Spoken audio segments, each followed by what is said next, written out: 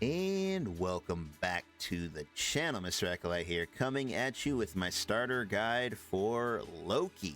Leading up to the release of Tokon, Loki was by far my most anticipated character. I was very excited to see how he would be translated into a fighting game for the first time ever. And after spending the last couple of days labbing setups and combos and getting a lot of matches in with him, I gotta say, he actually exceeded my expectations. This character is so incredibly fun to play that I just knew I had to make a guide for him right away. So in this video, we're going to go step by step and cover all the ins and outs of playing Loki, from his kit, to his neutral, to his pressure, his combos, everything in between. By the time we get to the end, you'll definitely know everything you need to know about piloting the God of Mischief. If you end up finding this guide helpful at all, consider leaving a like, as it does help out the video and my channel a lot, and I do greatly appreciate it. If you want to see more content like this, consider hitting subscribe. This is my second guide, and the game hasn't even been out a week yet, and I still got a lot more guides planned, so make sure you're subscribed so you don't miss any of that upcoming action. But with all that being said, let's not waste any time and jump right on into it.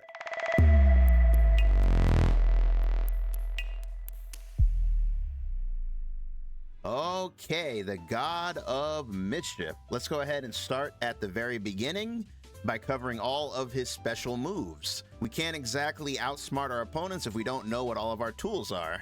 When it comes to special move inputs, I'll be referring to them as neutral special, forward special, back special, and so on. This is only because this is the way the game presents it to you, and I want to keep everything in my guides in line with how the game is when you actually turn it on. So just keep that in mind as we go forward. Okay, first up, neutral special. This is his fireball.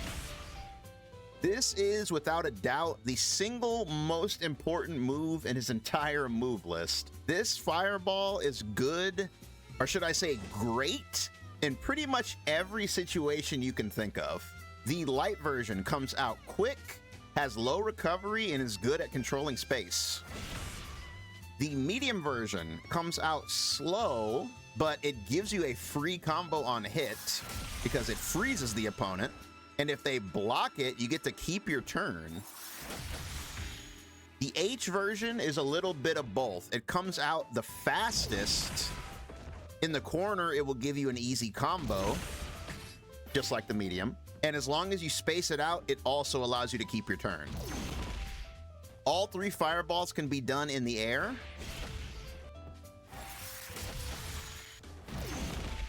And as you can see, all three cover really, really good angles. Special number 2, his forward special, also known as the anti-air. This fires a projectile directly in the air above him. If the projectile makes contact with the opponent, it explodes and spreads out for multiple hits. Now, it's important to note that while we call this move an anti-air, it doesn't have any anti-air properties in the traditional sense, meaning there are no invincibility frames. So if an opponent is jumping in on you, you do have to use it sort of preemptively to stop them, but it is still a good option if someone is above you in the air in general. The light version comes out very quickly, but the orbs do not explode on block or on whiff. The medium comes out extremely slowly, but as you can see, the orbs still come out on block as well as on whiff. The H version is extremely fast, but still the orbs only come out on hit. Special number 3, the back special. This is his lariat. Just like the fireball, this has a variety of uses. It's really good on block, it's great as a poke, and it's fantastic in combos. The light version comes out extremely quickly, has really good range, and is all around just a fantastic poke. The medium version comes out very slowly, but as you can see, has incredible range. It will literally go full screen, and if you're even remotely close to the opponent, it will cross them up. The opponent does have to switch their block in order to block this, meaning this is a mix-up tool.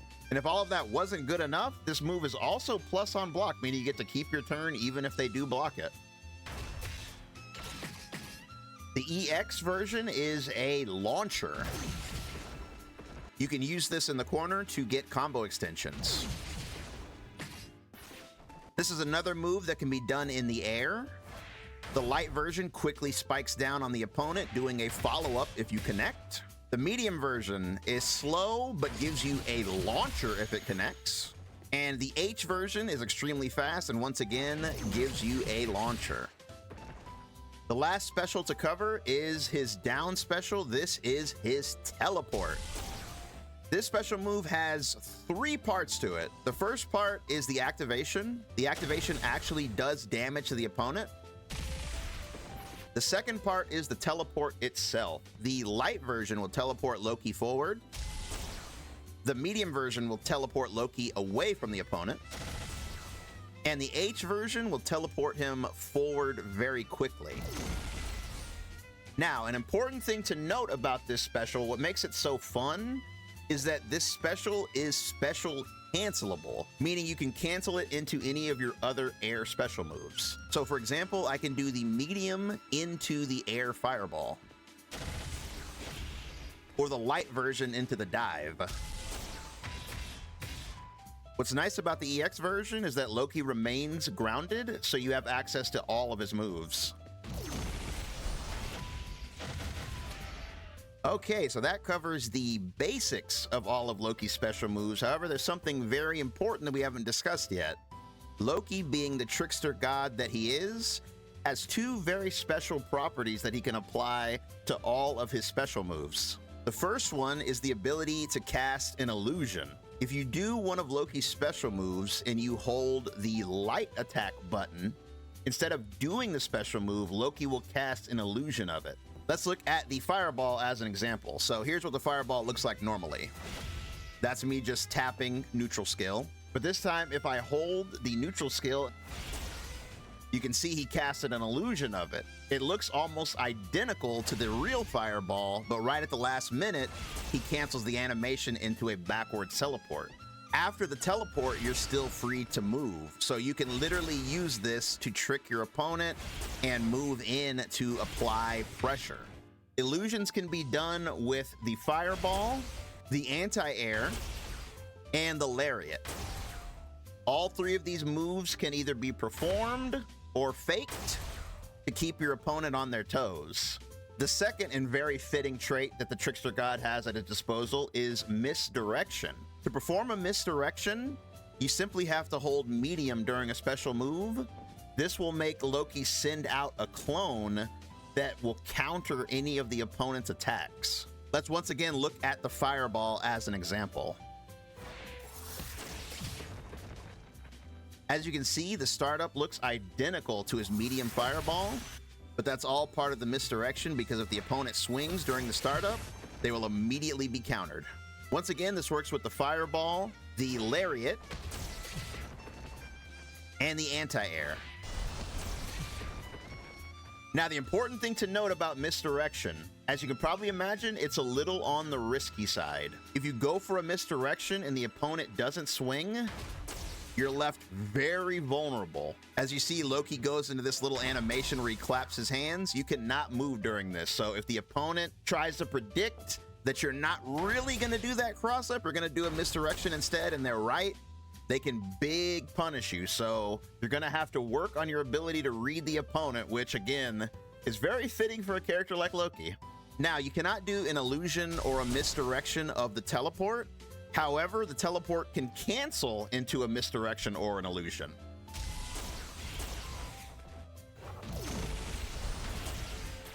All right, now that we have a really good understanding of Loki's base kit, we can finally start talking about how to actually control the mischief.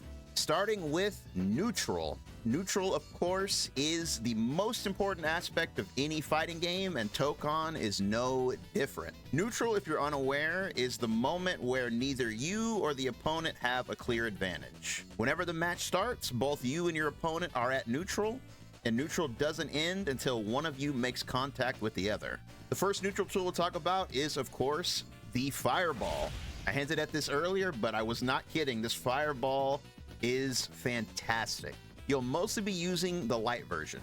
It's just an all-around great poke, no matter if it hits or if it's blocked. If it is blocked, it pushes the opponent back a considerable distance. It's important to remember in a game like this Making the opponent block for even 1 second is incredibly powerful. Not only does that usually signal the start of your turn, but even if it doesn't directly start your turn, an opponent that blocked for a second is an opponent who is now locked out of calling assists. So keep that in mind. Whenever you're poking with this, you're not always fishing for a hit. Sometimes you're trying to buy space, and sometimes you're trying to slow your opponent down and prevent them from calling their assists, which would allow them to rush you down. But my absolute favorite thing about the light fireball is the angle that the jump version covers. This is honestly the dream angle for any sort of fireball. It's low enough that it's hard for the opponent to run under it, but high enough that it lets you jump over other projectiles and still connect. The medium version, you can use at neutral from time to time. Again, it's pretty slow, so be careful, but if you're feeling confident, it does have a fantastic angle too, especially the jump version again. And as I've already said a couple of times, it's plus on block, so the reward is even higher. The EX version has all the same benefits as the light version, but it's even better because it hits multiple times, so it'll eat through other projectiles. Not only that, it also has piercing properties, so it's even better at sniping assists. But that's still not all. The value of the fireball goes up even higher when we start talking about pairing it with assist calls. By pairing your light fireball with an assist, you can turn a stray poke into actual offense. Or directly into a combo confirm. Let's say you have a unique assist that's a little on the slow side and needs time to start up. Try calling it right before your light fireball to fill the gap. And of course, on top of all of that, you can still work in misdirections and illusions.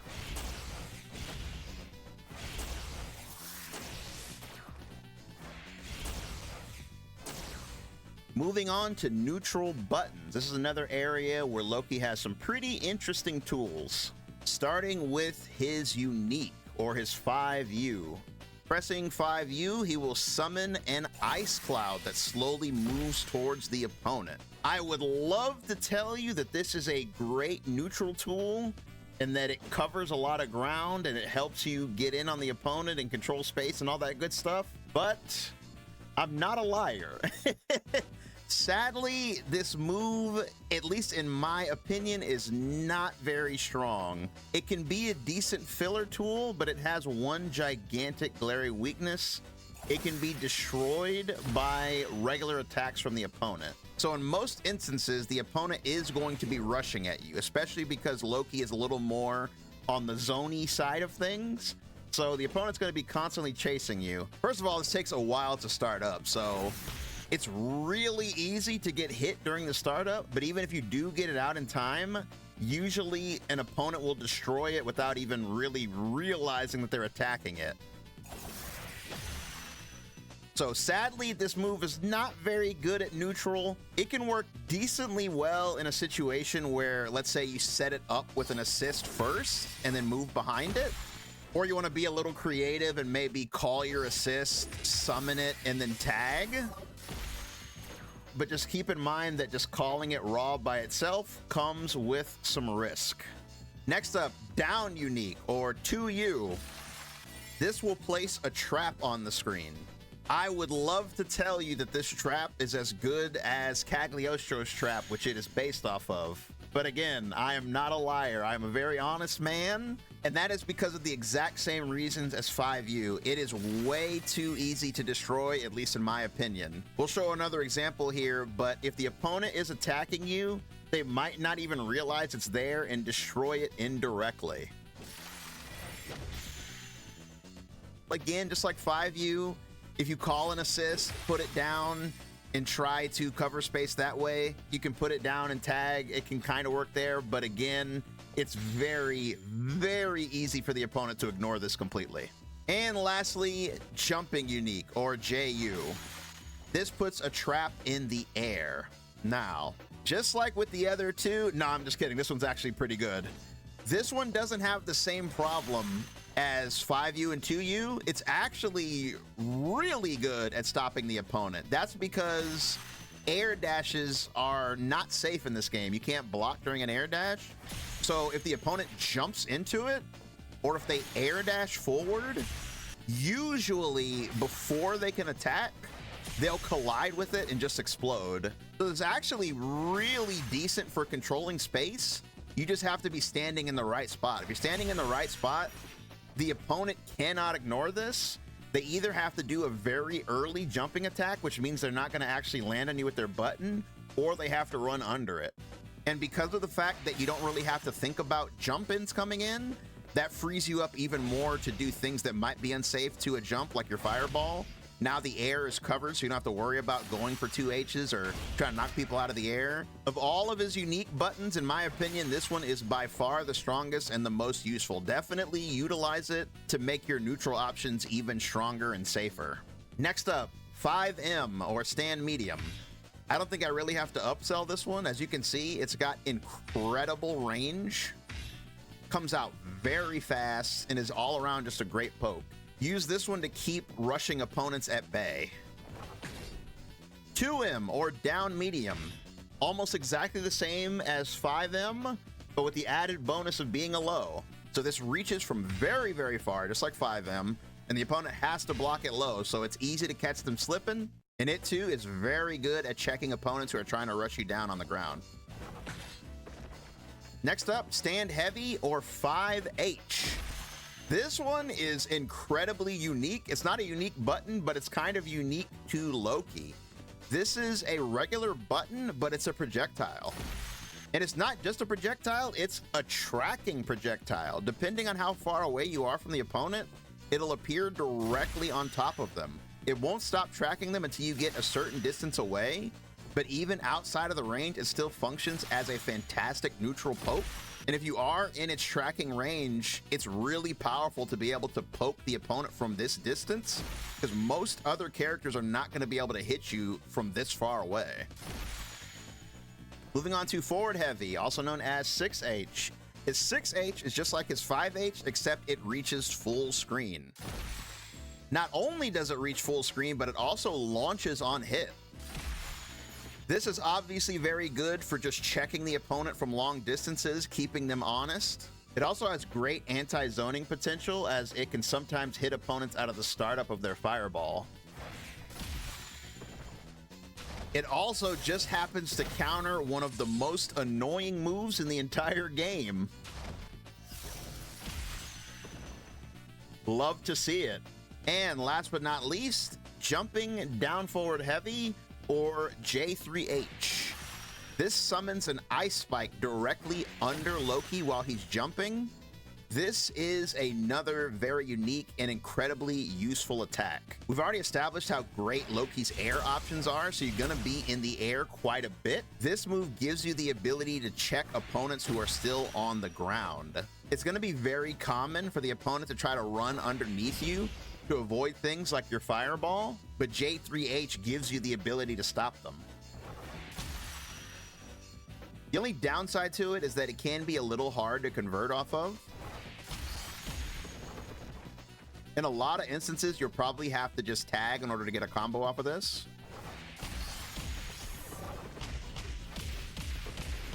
But it works pretty well with down assist as long as you have a pretty good one. Okay, now that we have a wide selection of neutral options to choose from, let's go ahead and talk about what happens when we actually get the opponent to block something. Let's talk about some offense. We'll start this section by talking about buttons. Loki has some pretty decent pressure buttons. First up, 5L. This is not one of them. His 5L is honestly just not very good, at least in my opinion. It is insanely stubby. As you can see, it does not reach very far. You have to be extremely close to the opponent to actually make this connect. So stay away from this button in pressure situations. Instead, you want to use down light or 2L. 2L has much better range and is just great at poking the opponent in general. As you can see, it has very low recovery. It's chainable, meaning you can either do 2 in succession or 2 with a gap. This is a great way to fish for counter hits if you think your opponent's going to hit a button. And the generous pushback on it makes it great for spacing traps. A spacing trap, if you don't know, is a situation where you create a gap between you and the opponent in the hopes that they'll hit a button, and then if they do hit a button, you punish them. As with all light attacks, you can cancel it directly into a throw. And it transitions beautifully into the next button we're going to talk about, the light auto combo. This comes out automatically anytime you press 2 lights in a row. So if you press crouch light and then stand light, you'll get the auto combo every time. What's great about this auto combo is it's 2 hits. That makes it very easy to hit confirm. And the best thing about it is it'll automatically close the gap between you and the opponent. In this example here, you'll see if I do a single 2L, they're too far away from me now. I can't reach them anymore. But if I do 2L into auto combo, it leaves me on their block so I can continue my pressure. Both stand medium and crouch medium function in basically the same way when we're talking about block strings. Crouch medium or 2M is the better option here. You can put a delay in before you actually do it, by the way. Make sure you stagger out your strings, put a little bit of delay in there, that way you fish for the opponent to get impatient to hit a button or try to hold up back to jump. You don't ever want to just fully commit to your buttons because you're not giving the opponent any opportunity to make a mistake. If you do like a clean block string like this, like too quickly, the opponent can get past it simply by holding down back, and there's no reason for them to do anything. You want to always make sure that you're putting at least a small little gap in there to try to look for moments where the opponent is trying to escape. Much like 2L, 2M also has pretty generous pushback.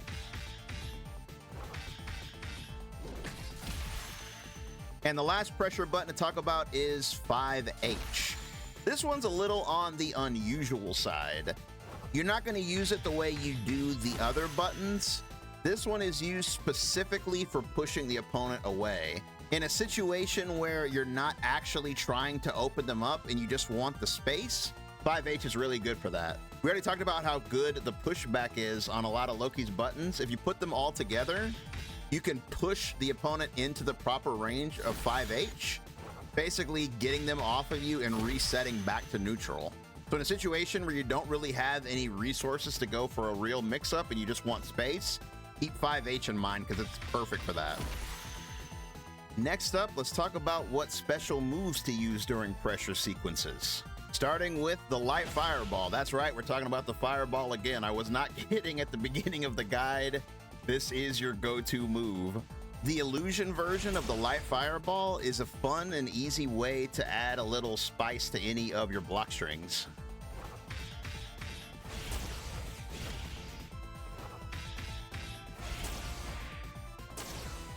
Medium fireball is a good way to steal some turns. Utilizing some of the space traps we talked about before, you can create space to make it semi-safe from an opponent challenging.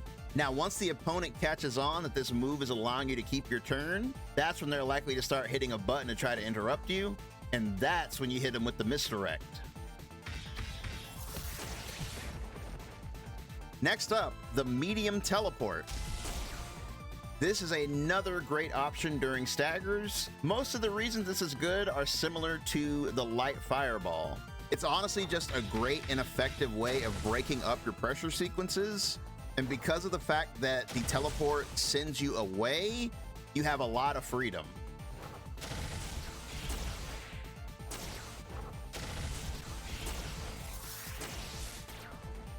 And the last special move we'll cover in this section is, of course, his Lariat. Starting with the light version, this is your official stagger ender. Once you get to the end of your standard string, if you decide you want to keep pressing the advantage instead of backing off with some of the options we showed or resetting neutral or anything like that, the light lariat is a great way to end your strings because it reaches so far and it's perfect for setting up assist calls. However, the real star is, of course, the medium version. Due to the fact that it does actually cross the opponent up and they have to switch their block, This move will test the opponent's reaction speed, because if it connects, as you can see, you get a free combo every time. And again, as we mentioned earlier, even if they block it, it's still your turn. If you want to actually utilize this move as a mix-up, my recommendation is don't use it in the middle of strings. That's just too obvious. For example, something like this, that's not likely to hit, because once you get to this point here, the opponent already knows that they're not in any danger. You can't hit any more buttons. So the only thing that can happen there is a special move. That's why if you're going to use this, it needs to be very early in your pressure, like after 1 or 2 buttons. But the absolute best way to use it is to mask it with an assist.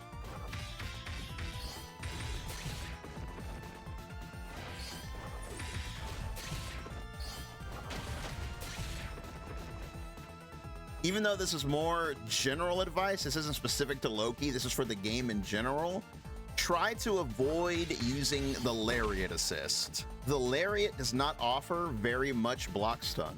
You can see here, if I do the Lariat into the generic assist call, it's very hard for me to get any sort of real pressure.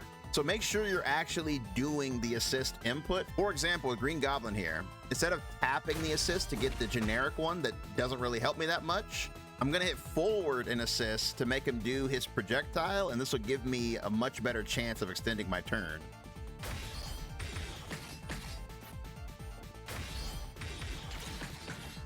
The general rule in Tokon is that unless you are specifically designed to be a rushdown character like Black Panther or Ghost Rider or Spidey, you have to work a little bit harder to open the opponent up on your own, so this game really incentivizes you to active tag. Loki is kind of in that boat too. He's not exactly a mix-up character. He has his cross-up medium, but like we talked about, it's not as powerful as some of the other mix-ups in the game.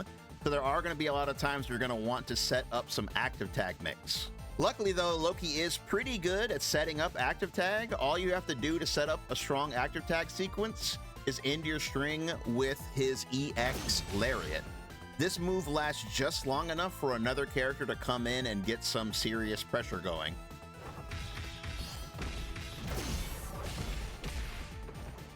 In that example, we set Spidey up for a mix-up by calling him during our auto combo. If you're setting up an active tag sequence, it's okay to call the generic assist because you're not trying to extend your turn. The reason we call Spidey after the auto combo is because once he comes out, we want to continue our string into a crouched medium, a stand medium, and then the EX Lariat. Doing all that allows us to tag directly into Spidey, and the opponent is forced to block all of that while Spidey runs up and either does his overhead or low. And in this example, I have Captain America set to mash, but as you'll see, even though he's trying to mash, it's so airtight that his button doesn't even come out.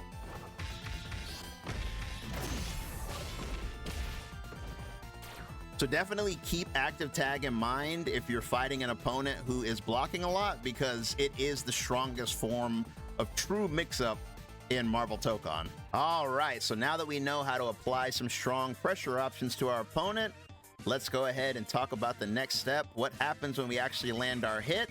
That's right, it's time to finally start talking about some combos. For this section, there's not going to be much for me to explain out loud, so we'll basically just do a montage of Loki's combo routes. We'll basically do them in order from easiest and requiring the least amount of resources to a little bit tougher and requiring multiple resources. Basically, I'll try to give you as many options as possible. That way, whatever situation you find yourself in, you'll have a nice, reliable combo to fall back on.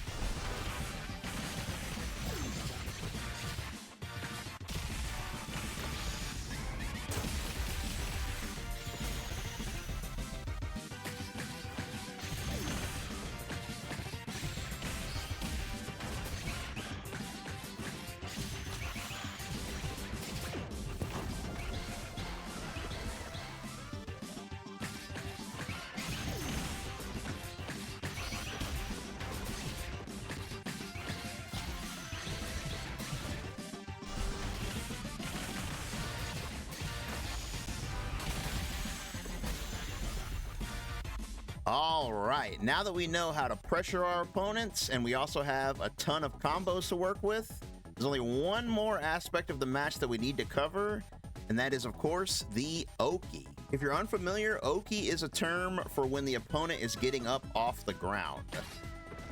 Anytime the opponent is getting up and you apply pressure to them, this is known as Oki. Now in Tokon specifically, because of the fact that rolling exists, there's always going to be a bit of a guessing game factor in whether or not the opponent rolls back, rolls forward, or in place. All three options have different ways that you have to deal with them. A back roll has the most invincibility, so you have to delay any buttons that you try to press. A forward roll obviously has them rolling behind you, so again, it can leave you vulnerable to counterattack. And then rolling in place is there to mix up the other two options. So it can be difficult to stay on top of the opponent's block, but it's not impossible. We're going to cover 4 different options that prevent the opponent from rolling out of your pressure. Option number 1, the wall break. Every time you trigger a wall break, not only does it give you a nice chunk of meter, but it puts the opponent in a hard knockdown. I have Cap set to roll forward and hit a button, but as you can see, he's not rolling. If you look at the bottom right-hand corner of the screen, it says knockdown, which means that the opponent loses their ability to roll. They're forced to stand up. This means if we simply time our dash properly after the transition, we can run up and continue our pressure.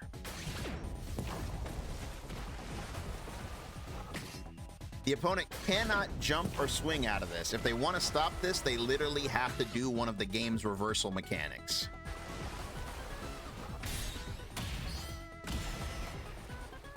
But that, of course, opens up the possibility of you baiting their reversal.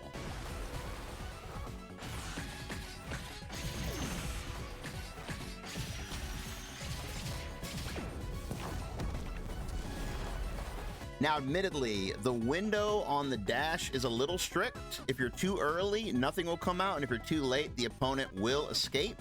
So you do have to get used to the timing. I recommend practicing it in the training mode for a while.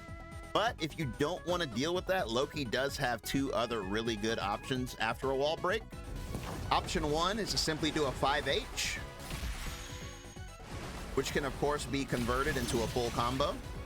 And option 2 is to simply do another lariat.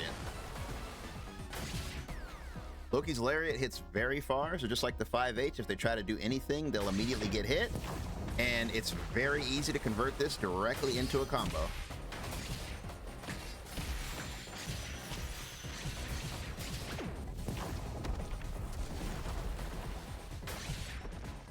Moving on to Oki option number 2. This one is very easy and very straightforward.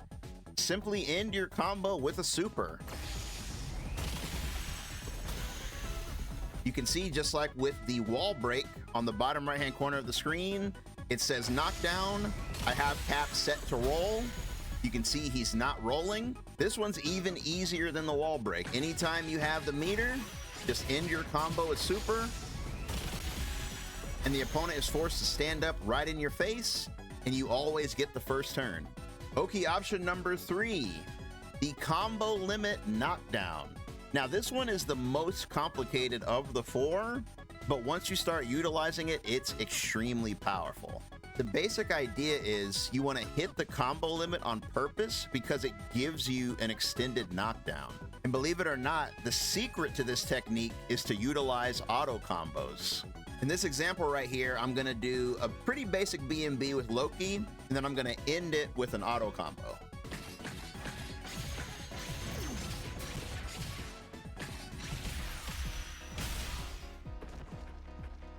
So as you saw, unlike a regular knockdown where the opponent can roll immediately, the combo limit knockdown forced Cap to do this massive backflip animation, which gives me plenty of time to move before he's able to roll.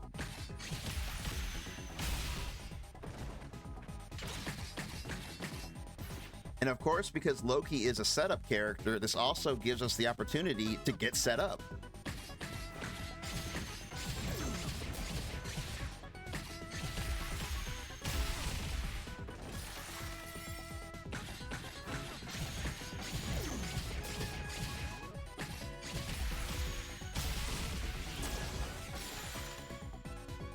And finally, that brings us to Oki option number 4, the wall splat. Now, unlike the last option, this one is very easy to explain. When somebody's splatted on the wall, they cannot tech. It's really that simple. I have Cap set to tech here. You can see he's trying to roll forward. He splats off the wall. He can't. He has to stand directly up. That means, again, anytime you're doing a combo and you get the splat, you can either take the additional damage that's on the table, or you can back off for a second to get yourself a really nice pressure sequence. Maybe somebody on Twitter already discovered this. I haven't looked, I'm not sure. But I found a really cool Oki setup off the wall that is guaranteed and leads to some really fun pressure. It's really easy to set up too. All you need to do is trigger a generic wall splat. And the moment they splat on the wall, you want to tap up and unique. You want to do a sort of little short hop where you put the trap above their head. If you time it right, it gives you a guaranteed falling medium on their wake up.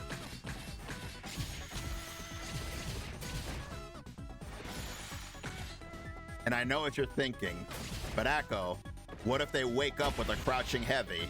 I've got you covered.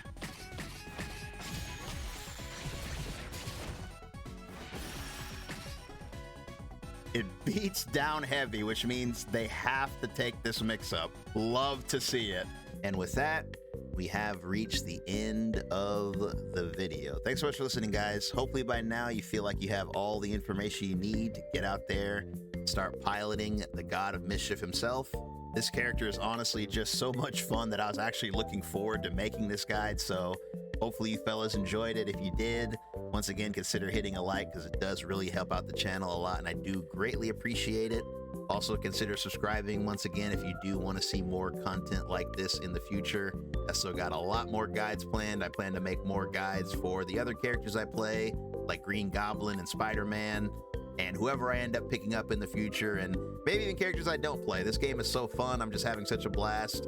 Who knows? Who knows what kind of guides I'll put out in the future. Also, let me know in the comments below if you still have any questions, if you have any requests for future guides, all that good stuff. Talk to me down there. I love hearing from you guys. I'll definitely keep an eye on the comment section. With that being said, that's going to do it for this one. Once again, appreciate you guys for watching. Y'all have a good one, and I'll see you in the next one. Peace.